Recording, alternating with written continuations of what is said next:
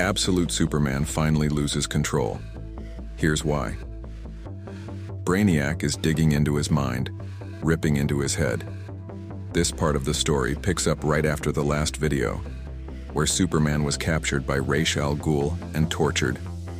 The goal was to twist him and turn him into a villain, and now things carry over to Krypton, so what happens next?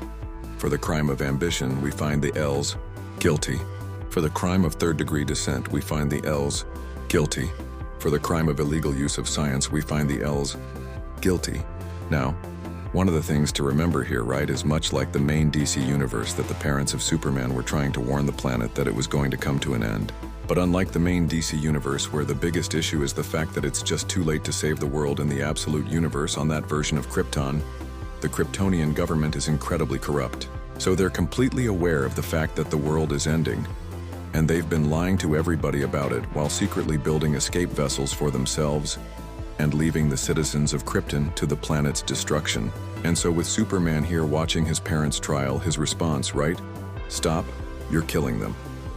And that's where the government says Jor-El and Lara-El have been found guilty by a simulated jury of their peers, and they are hereby sentenced to hang from the skies above Kandor for 100 years. And then they address Superman directly, right? As for your crimes, Kal-El of the Redlands, for the misdemeanor offense of being an orphan, the Science League hereby sentences you to 20 years confinement in the Phantom Zone orphanage. And then he immediately lashes out, right? And he tries to say, like, Krypton is gonna die, you guys need to do something. And that's where they're just like, blasphemy. Another 5 years, right? So it's very totalitarian. But what happens? Superman snaps and he kills everybody. He kills the government officials, he kills the cops that are trying to arrest him. Everyone gets eradicated. And that's where you get this voice out of nowhere that says, tell me you're making progress. Beautiful blood-drenched progress.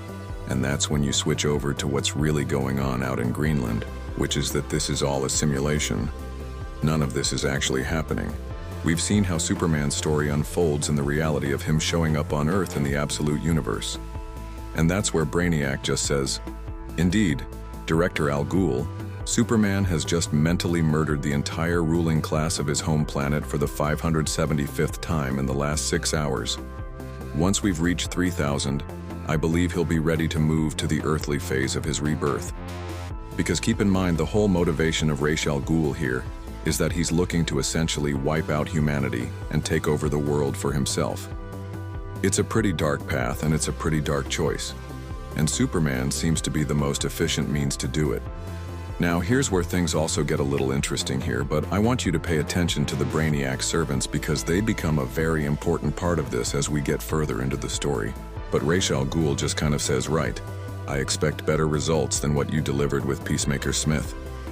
Disappoint me again and there will be repercussions. Now, a little bit of a reminder for Peacemaker, right?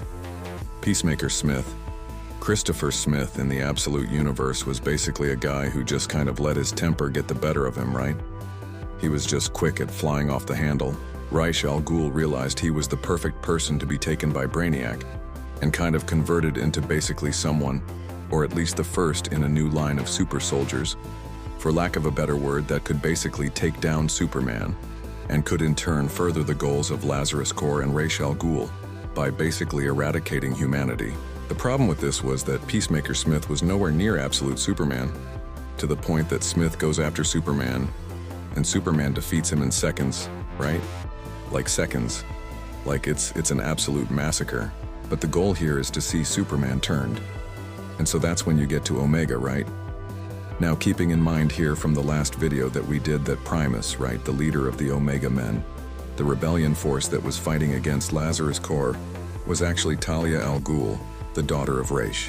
So the whole thing was a ruse, right? And that's what's kind of nuts is that Ra's tells Brainiac, right?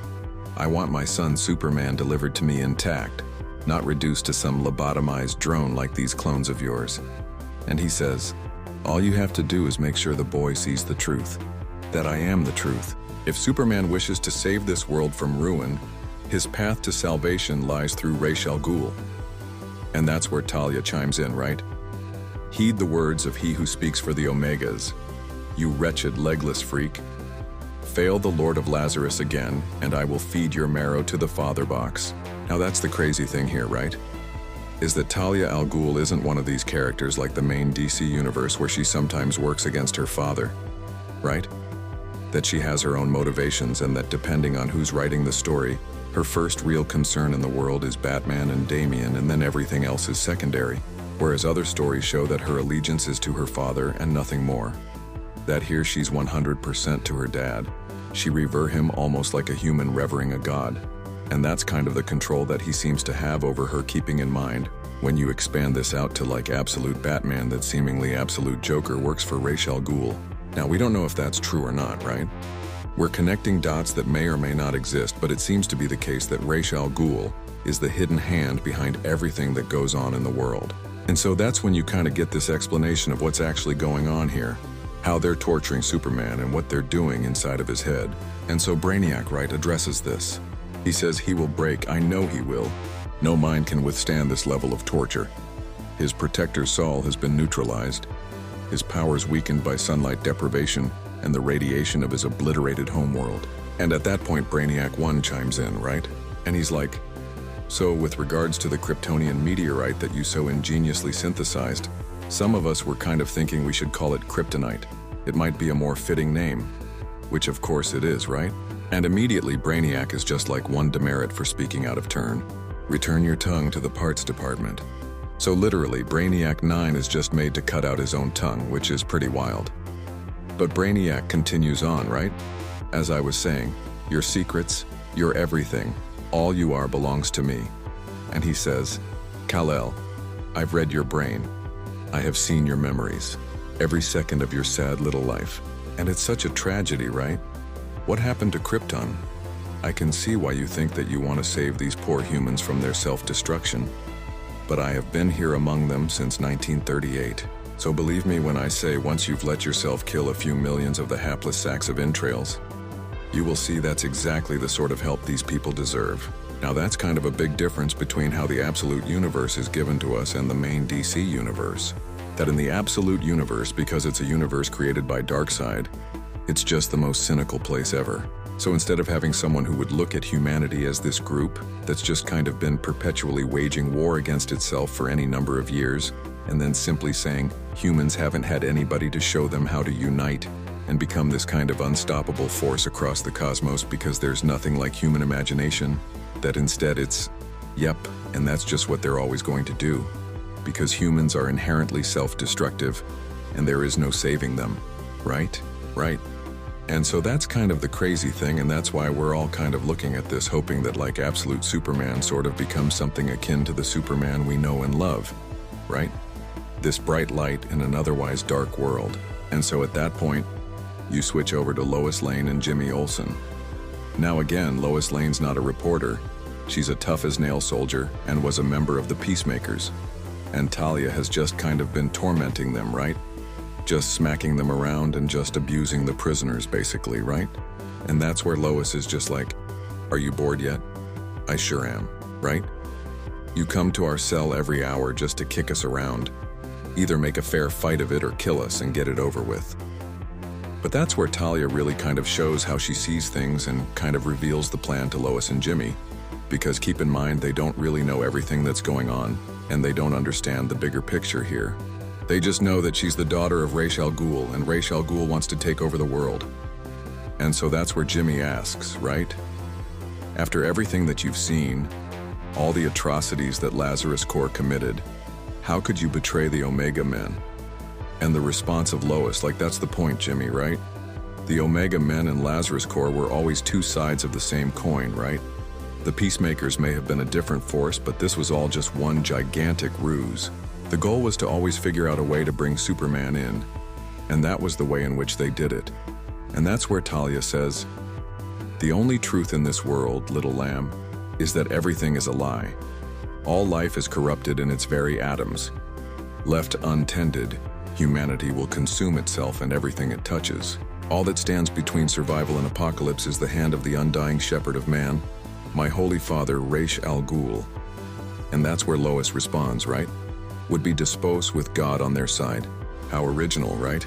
You want the rich to get richer, the poor getting angrier until the whole system explodes, starting a war that nobody wins.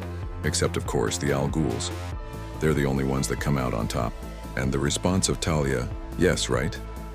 I will stand at my father's side as we forge a new world from the slag of the old. A world of order and merit with resources and purpose for all, once we thin the herd by a few useless billions. But I am not to be my father's instrument of change. The Superman shall lead the way.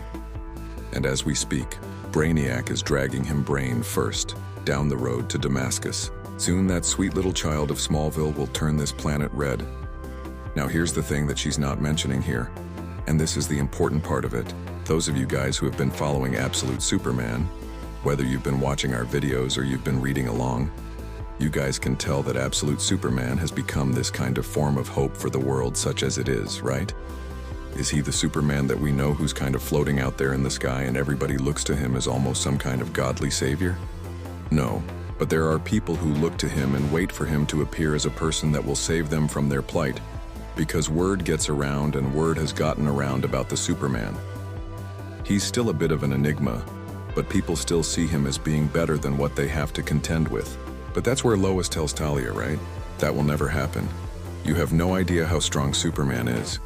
And Talia just responds like, believe me, I know him better than you ever will. The Father Box tells me everything. Now that's an important statement. And if you haven't read the entirety of the Absolute Universe, it just gets lost on you, right? The Father Box tells her things. I wonder what that means. No. What did we talk about in Absolute Martian Manhunter? What happened? Right. The Manhunter met Darkseid. And what Darkseid is doing is presumably using the Mother Boxes to influence and control the very universe that he created. So the fact that she knows everything about Superman, Darkseid knows everything about Superman. So while we don't see it, I would argue there is a better than fair chance that Darkseid has told her everything she needs to know about Superman. How to break him, what his weaknesses are, how do they know to synthesize kryptonite, right? These are all these little things, right? They become important once you start looking at the bigger picture. So again, DC is slowly expanding all this out and tying all of it in. And so that's why she says Superman has a breaking point, just like anyone. And once he's reached it, you'll see for yourself. Miss Lane, for his final test, will be to kill you both. And so at that point you switch back over to Superman, right? And that's where Brainiac is just like status report. And one of the other guys says Phase 3 proceeding. In the last hour, subject has experienced himself slaying 8,577 peacemakers. And that's where Brainiac is like, initiate Phase 4. And Superman lashes out, right? He's just like finally breaks free like of all this captivity, right? Of all this torture and torment, and just says like, get out of my mind, right? So he is every bit as strong as Lois always said he was, right? And that's where Brainiac like secure the patient, right? More kryptonite restraints. And that's where he tells Superman, you cannot stop what is happening to you, Kal-El. Your rebirth has already begun. And Superman, right, is just like you said, you killed millions. And the response to Brainiac I have on this world and many others, and when I am done, so will you. And the response of Superman, no Brainiac, not millions, just you. You're the only one I'm going to kill. And that's where Superman is just kind of like, what am I? When did I start killing people? And he says, this is not who I am. And he looks to the Brainiac servants and he just says, help me, right? He says, I see the way he treats you. You're prisoners here just like me. You deserve better and you deserve liberty. Together we can overcome him, right? But immediately he starts getting the stabbing pain in his head and the response of Brainiac in a program. And that's a simulation as well. And that's where he starts to get mad, right? Like he should have killed me without thinking, right? Like he should have just immediately attacked me. No questions asked. And that's why it's like, check the code, right? Like you guys must have screwed something up. The guy is severely abusing his servants.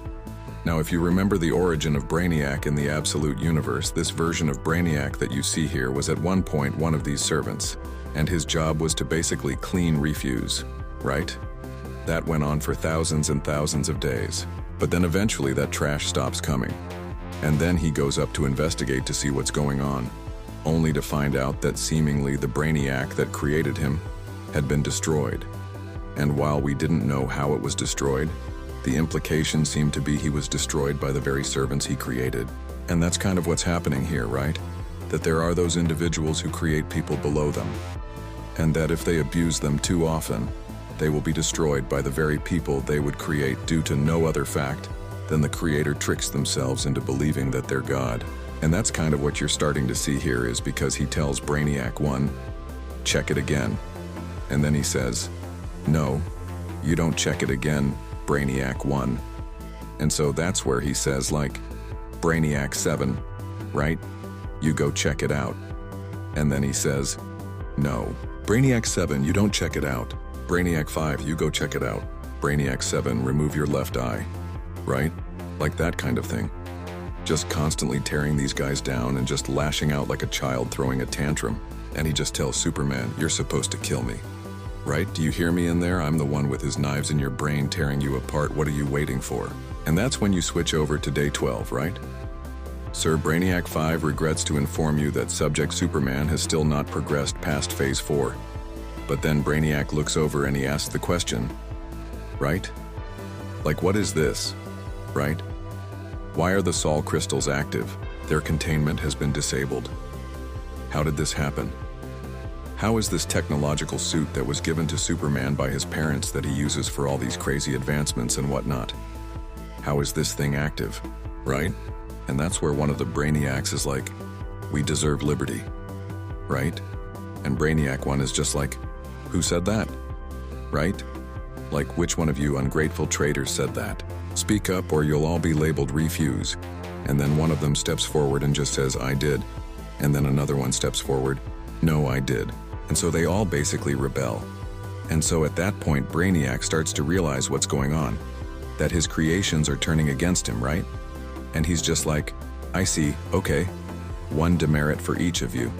And then just kills every single one of them, right? Just destroys all these guys, right? Day 14.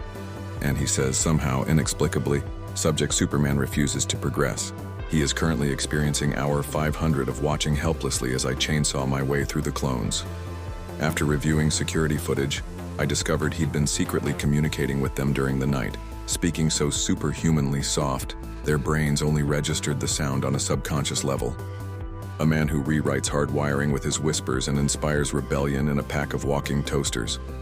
It is a privilege to pillage the brain of a being such as this. And then he looks to one of his brainiacs, right? Like, I know what you're thinking, right? But he will progress, I promise you, no matter who has to die. And so at that point, you switch over to the arrival of General Lane. Now, General Lane in the Absolute Universe, this dude is a hose. I mean, this guy is an absolute monster because when he shows up here, the Peacemakers are just kind of like, huh, okay. So we're not seeing an appointment in our records, like, why did you say that you were here again? And he's like, oh, you know how the story goes, son. The things a man will do for his family. And he pulls out a gun and just starts unloading on the Peacemakers. It's amazing, right? Like, it's absolutely awesome. And that's when Lois starts to realize what's going on. Like, there's sounds of gunshots out there, right? Like, her dad blows the door down with an extra gun, hands it over to Lois, and it's like, so who the hell is this guy? Right? Like, did you really get yourself arrested for this dude? Right? And that's where Lois is like, no, absolutely not. Like Jimmy Olsen, whatever, right? Like, he's part of their, Omega Men, right? That kind of thing. But, no, I didn't get myself arrested for that milk soap, and it's like, but we could still use him, right? But before they can take off, Lois is like, there's something here that we need. Now, from General Lane's perspective, it's in and out, right? It is get in there, get Lois, and leave. But her idea, we have to get Superman first. And so, at that point, you switch back over to Superman himself in his town of Smallville on his parents' farm. And we kind of get this play-by-play of the events that led to Superman fleeing the family farm in the first place. Except this time it's a little bit different because things seem to play out almost exactly like they did before, where Lazarus shows up and they basically try to take Superman away. And that Jonathan and Martha step in and they're like, no, right? You can't take our son, but Superman, you need to get out of here. That instead, Superman doesn't leave, because you get this moment, right, where Jonathan says, please, son, and his mother says, go. And they're like, Cal, like, what are you doing? You have to run. And the response of Superman, no, not anymore. And he just kills all the Peacemakers on the spot. And when that happens, Ra's al Ghul shows up, and he says, Bravo, Superman. I knew you could do it, right? You were sent here for a reason to save this planet. You cannot do that without blood on your hands. And you see that now after everything that you've endured. You deserve this. To free yourself like this. You deserve liberty, my son. Now it's time to get it. But Superman kills him on the spot.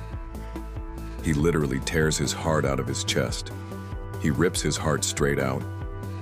And then Talia shows up here, right? Like Superman, the Omega Men are here to save you from Lazarus. Come with us. And then he kills her on the spot. And that's where Martha's like, are you going to kill her? And Jonathan is like, you're so angry, son. I know. And Martha says, it's going to be all right. Just listen to us now.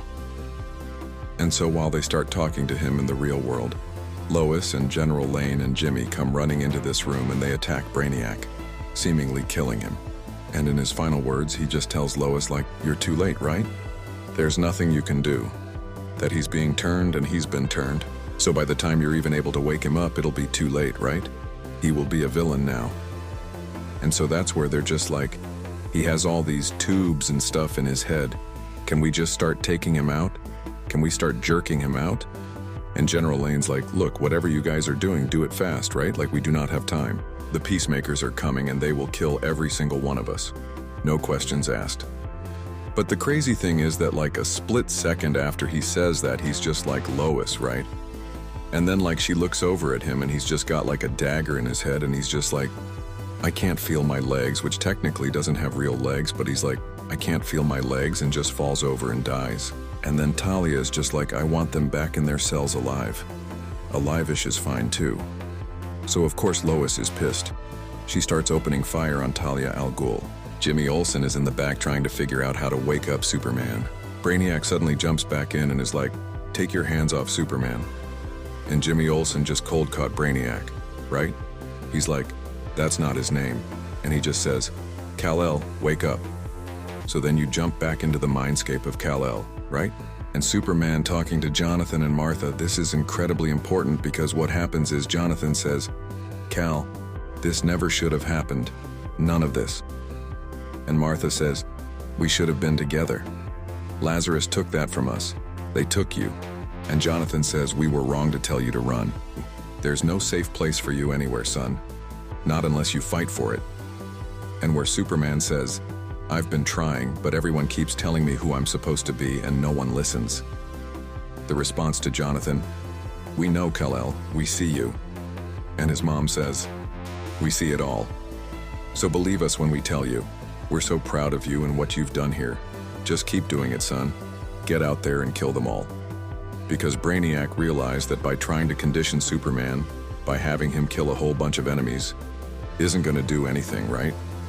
He's going to reject it and saying that it's not him, but if it's his mom and dad, his adoptive mom and dad who are telling him you should go out there and kill everybody, it's the right thing to do and it's the only way to make the world safe. That's his true weakness. Not kryptonite, not red sun radiation, his parents. That's really where you get him. And so ultimately he seems to be turned because one of the Brainiacs or the Brainiac clones like frees Saul and just says, save him. Save Superman. Lois tells Talia, she's like, mark my words, I will kill you for this. And then Superman wakes up and immediately kills Brainiac on the spot, just crushes this guy's throat. And then the Saul suit activates and it says, Kal-El, this is Saul. I have been reactivated, I am getting us out of here. Superman, just in cloak, more pissed off than he's ever been. Doesn't answer. So seemingly he's become a bad guy. Alright guys, that's where we'll wrap up this video. Big cliffhanger. I hope you enjoyed it. If you did, make sure to leave a like. Thanks for watching and I'll see you next time.